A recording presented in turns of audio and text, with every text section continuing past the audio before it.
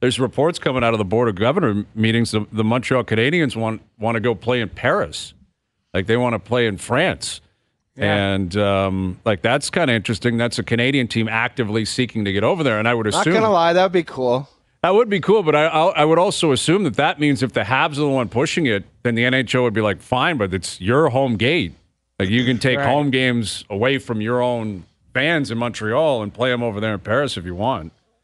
But I don't know. I mean, again, I think over the course of time, basically every team ends up doing it, more or less. What about OverDrive from a little café en français? That just is across something from the Louvre. Yes, we could set up shop over there. We could absolutely Croque set up Madame shop for breakfast and Can you crumpets. imagine Al's brother before the show started buttering a little croissant properly? He might go. He might disappear over there. He really might. There's a lot of dangerous areas you can find in Paris. I think we all are aware of that. So, the Leafs are back in action tomorrow night. Here's the GM of the Maple Leafs, Brad Treliving. How you doing, Brad? I'm just trying to have a mental picture of you guys over in Paris. That's quite a mental picture to think about. But doing good. Thanks for having me on. Yeah, do yourself a favor and stop thinking like that. You want nothing to do with the thought of us in Paris, believe me. Yeah. Well, it's good to have you on. I mean, you're a connected guy in the city. Any insight on where the Shohei Ohtani's going? You hear anything down there with the Maple Leafs or what? No. I mean, for the amount of dough, I was wondering if you could play on the right side of the fence and maybe third line center and take a few draws for that type of dough. So, no, it's exciting though. Hey, what it'd be awesome. I know they're probably working at it, and the fact that they got a seat at the table here right now, it sounds like it. Hopefully there'll be good news.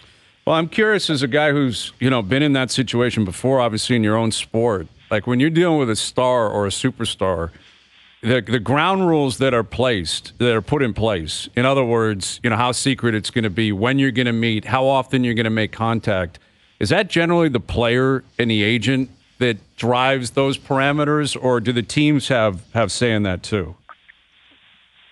Well, it's a little bit of both. At the end of the day, when you're going through this process, and again, I don't know all the rules as it relates to Major League Baseball and how they may be similar or different from ours. But, at the end of the day, the agent and the player will have sort of a process they want to go through. And then obviously you want to conduct your business quietly. It's not always the easiest thing to do, certainly in different markets where there's more media attention than others. But for the most part, they'll outline sort of a process that they want you to go through, and as difficult as it is for fans and followers and the media, as everybody wants to know what's going on, quieter is always better, and to try to conduct things as quiet as you possibly can, and you follow the lead that they set forward. So it's probably not. It doesn't shock me that things are.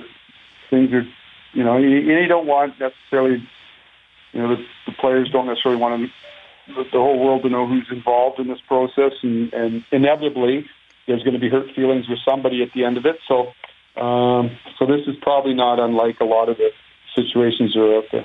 Well, and this obviously is an off-season one, a free agent one, where you're dealing with an in-season contract scenario here with William Nylander, where you and the Leafs have been really public about how you feel about Willie, what you'd like to happen. Willie's been very public in terms of reciprocating that and him wanting to stick around. I'm curious how you feel. Nylander's handling this, because the noise obviously is crazy. I mean, this is your first experience negotiating a big deal in season. Here's the GM of the Maple Leafs. How do you think Willie's handled the noise, and how are things going on that front?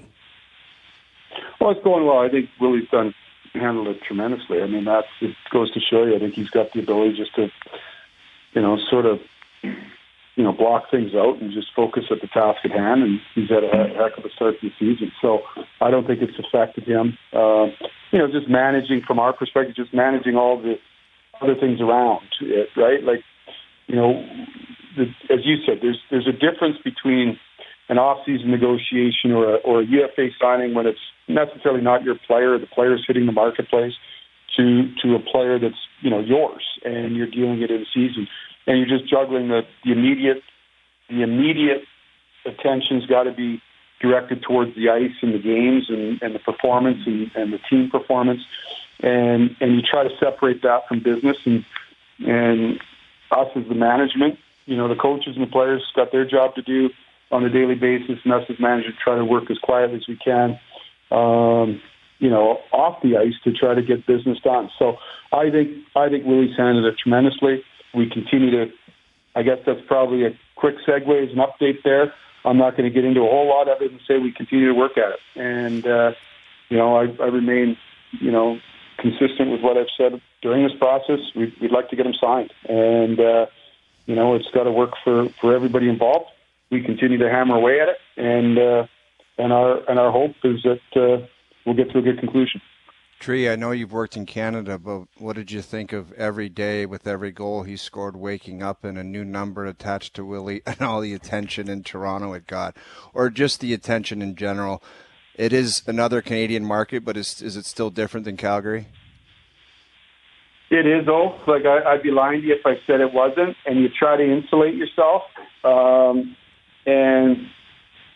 The great thing is you hear this all the time. The great thing is that there is that passion here, right? Like it's Calgary, similar, right? A Canadian market where the game means so much, and I think it's similar to all the Canadian markets and some of the some of the U.S. markets, the original 6 markets where the sport is big. But there's just so much volume here, right? There's just so much volume here with the number of people that follow the team. But that's, to me, it's a great thing. It goes to show the passion of the fan base. Now you have to manage it. So you try to insulate yourself. You try to block everything out. It's sometimes easier said than done, but you just focus at the task at hand, and you can't get too high, you can't get too low, and you come in and try to be steady at the wheel each day. But as I said earlier, in the case of Willie, is you just stay focused at the goal at hand, and that the goal is, from a business perspective, is to get him signed. You try to eliminate as many obstacles for Willie as you can, and just have him singularly focused on doing what he's doing on the ice and playing well and helping our team have success. And but it's certainly, there's some challenges, but when there's that much attention, it means that people care. And so that's the cool thing about being in this market. We have Brad Treliving, the GM of the Maple Leafs. You're 22 games into a mid-season working relationship with Sheldon Keefe. What have you learned about your head coach through 22 games? Well, I've learned, it probably emphasizes what I learned over the course of the summer of getting to know him. And there's that summer getting to know you phase and spending some time, and then the live bullet start in season. He's a really smart guy. He's a real detailed guy. I think he's got the exact message, the right message for this group. I said before, he's come in, as we just talked about, into a market. His first NHL job is in Toronto, which, if I looked at it, and I just use my personal experience as being my first time in the NHL, being in Toronto, it could be overwhelming. I think he handles it very well. I think he's got the ability to sort of step back and analyze and not be reactionary and get emotional on certain issues. But I really like the message that he has for our players, and he's steady on the rudder, and I've enjoyed getting to know him over the course of the time that since I first got here. And now that you're in, like I said, now that the live bullets are going, I've been impressed with them. And I did an availability of, a week or 10 days ago, and talked about we've all seen it. There's been some inconsistencies, a lot of inconsistency in our game right now, and we've dealt with some injuries, we've dealt with some things, but outside of that, our game can be a lot more consistent, and we've seen stretches and pieces of it. The good news is we've been able to bank some points, so that's a good thing. But we're not fooling ourselves either. There's work to be done here, and the first person that's aware of that is Sheldon. So been impressed with him and enjoyed the start with him here too. Tree, can you help me answer the question I get bombarded with at the store every time I go to Klingberg? So he's done for the year. Just what went into it and what happens next? Yeah, so effectively, he's done. I mean, he'll be having surgery. Announced it today. And I think it hasn't been a secret for the last couple of weeks. It was he got hurt. He took some time, and then it was sort of in and out, right? He'd play a game, he'd miss a game, he'd play a couple, he'd miss a couple. And during that time, we were just trying to patchwork it together to see if we could get some time to rehab it and try some different things from a rehab perspective and from a medical perspective. Then probably a couple of weeks ago, made the decision, let's shut him down here and give him, sort of twofold. Is see if there's a way to come up with a plan, whether it be over the course of a number of weeks is there a way to get him back this season? The more we investigated that, the more we looked at it, the more we and John consulted with the medical staff. It was inevitable. It needed to be done now. And anything else was going to be just patchwork, and there wasn't going to be any clarity. And ultimately for John, long-term, he needs to get it done. And so the decision was made. So what happens now is John will have the procedure. We're still sorting through that, but I would suspect it's going to be at the end of this month. We'll get the details of that here shortly, and then he'll start his rehab. I suspect, again, we'll clarify when we know for sure, but it's probably 5 to 6 months, so his season's effectively done. And so then we work with John to, get through that and rehab him. And then from the team standpoint, we've obviously got a void to fill with John here. And, our defense was an area, and it's not, I'm not discouraging anybody in our group here. It was an area we wanted to try to help ourselves, even prior to John's injury. This obviously is an area that we are focused on. I give a lot of credit to the guys that have come up in Lagus and William and Benny. I think they've played their asses off. They're guys that we anticipated would be playing less roles, but good on them. They've come up and they've played really well. But we got to try to help ourselves there. Now, having said that, you get into the marketplace and see exactly what is available, what fits within, our cap structure, and what's the cost. What's the cost? This team has spent, as a team that's been trying to win, not unlike any other team that's trying to win over the last number of years, you spent some assets. And so what's available, what's the cost of it? That can make an impact on our team, and that's the manager's job now, is to continue to work that process and see if we can help ourselves. Tree, you mentioned banking some points. You're 12-6-4. You still feel your team needs another layer of consistency. With that being said, does that give you a little bit of breathing room with some of the guys who've come up? It doesn't make it that urgent that you need to grab a player right now. And, in that being said, I guarantee you there's probably 31 other managers that aren't offering a lifeline that isn't attached to something, an anvil, as far as an ask. So is it a balancing act to make sure, obviously you are trying to address stuff, but you are dealing, I wouldn't say from a position of weakness, because you are pretty high in the standings. Yeah, it's a balance, Noodles, for sure. Like I said, number one, we're hoping, touch wood, that we've got some help on the way as Lily, continues to recover, and hopefully he's not, hopefully we're seeing a little light at the end of the tunnel there. Hopefully Gio's not too long. So hopefully we can, we get some reinforcements from within, but we certainly would like to add. Now, again, what is that? It's in the best of times, there's not a lot of availability defensemen. Again, this isn't the guy sitting here making a bunch of excuses. It's my job to help our team. It's just the reality of what's available out there and supply and demand. You know, the smaller the supply, the heavier the demand. So we continue to, and we'll just have to balance that. We're not. You got to be careful of how far you chase it to, Noodles, in those cases. And if you're going to spend assets, does it make, what kind of material difference does it make? The one, as you go through these processes, everybody tends to, react, oh, geez, you need this, you need that. Well, through this process, what you found is you found a couple of guys that, probably at the beginning of the year, you weren't necessarily expecting to play bigger roles in your team. And I give, like I said, I give Benny and Lagesson a lot of credit. They've come in, they've hung in there, they're big bodies, they compete hard. They played their asses off for us.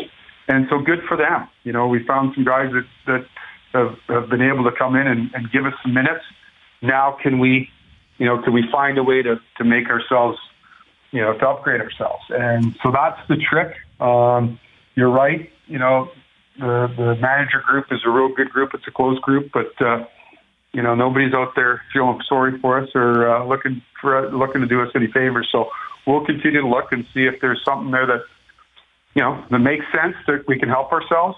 And it's a little unusual. I shouldn't say unusual, but at this early point of the year, a lot of those, we've all seen it, and it's really a function of the salary cap, where you see a lot of these deals, for the most part, they happen more frequently the longer the season goes. As you get closer to the deadline, just because money has been paid to those players, there's less cap implications and those types of things. So those are just, again, not excuses. We got to find a way to see if we can help ourselves, and that's what our staff continues to do here on a daily basis. Big positive note, though, you got a young goaltender that's helping that D out. What do you make of Joseph Wall and his play? Yeah, I mean, he's been real good, hasn't he? Again, you're always you try to be cautious with young goalies. It's such a difficult position, as you know. But I mean, he's played some really good games. What's really impressed me, even getting to know him when I first came in the summer, was obviously he's got the physical tools, right? He's a big guy. He's, at least for me with goaltenders, you can get into the technical aspect. I like it when it hits the goalie, and it seems to hit him, which is good. But you even see in younger goalies today, there's a lot of technically sound goalies, but just, I think we've lost that battle level, that compete level in a goalie, where sometimes, we've got a lot of, A to B, but, there's not a lot of to C here. This guy just, if he battles to keep it out, and when structure sometimes has to go out the window and you got to be athletic and competitive, he's that. But most importantly, he's really got that mental makeup. Not a lot of things fluster this guy. And I think at that position, being strong between the ears is so important. He's calm there. He's a laid back guy. Like I said, not a whole lot flusters this guy. He doesn't have too many bad days. So he's been really impressive. And I think, and we saw what Sammy did last year, and we know he can get back to that form. We're going to need both goalies. And like I said, with we've given him probably more work on some nights than we want to, so we've got to clean up some things defensively. But certainly, Joe's had a real strong start to the year. Brad, Treliving, so as we've mentioned, and as you know, and Leaf fans know, you guys are 12-6-4 through 22 games, 5 wins in regulation. Everyone's got a different opinion on what that indicates, what that means. I guess we'll ask you, 5 wins in regulation through 22 games. What does that tell you about your team? Well, you'd like to win them all, Brian. 5-1 in regulation and put your feet up in the third, but sometimes it doesn't happen that way. Again, I look at it two ways. Number one, you've been able to bank points. We're not giving any of them back. But it indicates you also can't just sit here and say, well, geez, things are perfect. We certainly have things to clean up, and I think we just you take the positives out of it. We've been able to find some points. In some ways we've been resilient. If you look at last Saturday, coming from behind, in some games we've pissed away some points, and in terms of letting people back into it, and then even maybe getting it in overtime or getting in the shootout, but we've made it a little bit more difficult than it should. So I'd like us just to be a lot tighter. I'd like to see us, defensively. I think our team, we've got enough people that can score. That I just like to see us, and I have Sheldon and the staff working at it, and our group is aware of it. That we just got to be a little cleaner defensively. We shouldn't need 4 every night to win a game, and you see that for teams they're competing late in the spring is. Yeah, you need to score, and that's always an emphasis. That we want to make sure that we've got enough offense here. But to me, a lot of our issues have been just being a little too loose defensively, giving up a little bit too many chances, and just taking away a little bit more space and being a little harder to play against in terms of suffocating teams a little bit more. So those are the areas that we need to focus on. Like I said, we'll take the points that we've gotten, but. Certainly there's areas that we know we have to and can be a lot better